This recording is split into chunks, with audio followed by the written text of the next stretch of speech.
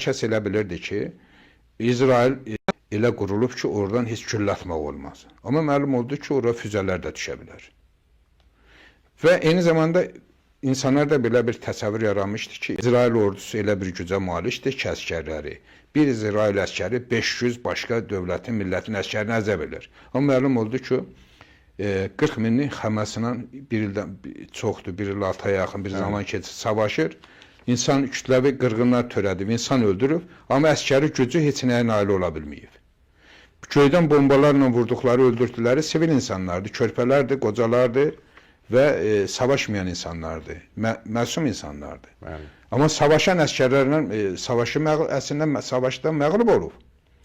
Belə bir İsrailin ordusu haqqında yaranmış mif də dağılıb. Digər tərəfdən də dünənə qədər hesab edirdilər ki, İsrail əleyhinə danışanı başına bəla gələr. Amma bugün Netanyahu beynəlxalq məhkəmələrdə həbs olunmasından bağlı qərar çıxır.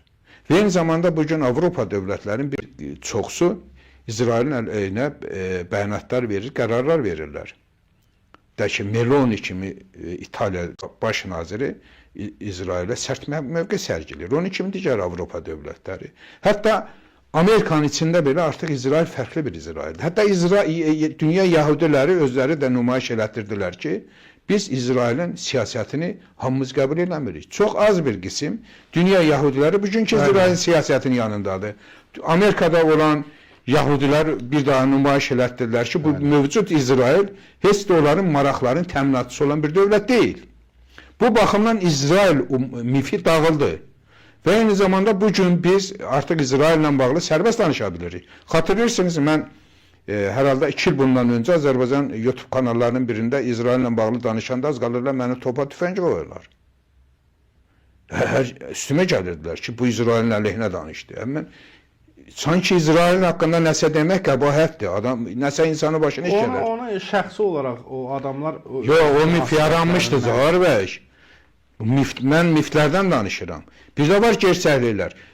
Təbliğat getmirdi ki, Azərbaycan İsrailin yan bağçasıdır. Faşizm bunu yayırdı. Və eyni zamanda hətta məsələn Şahın oğlu İrana təhsil eləmək üçün İsrailə səfərə gəlirdi. Netanyahu şəkil çəkdirdi. Netanyahu xəritə asırdı oğlu.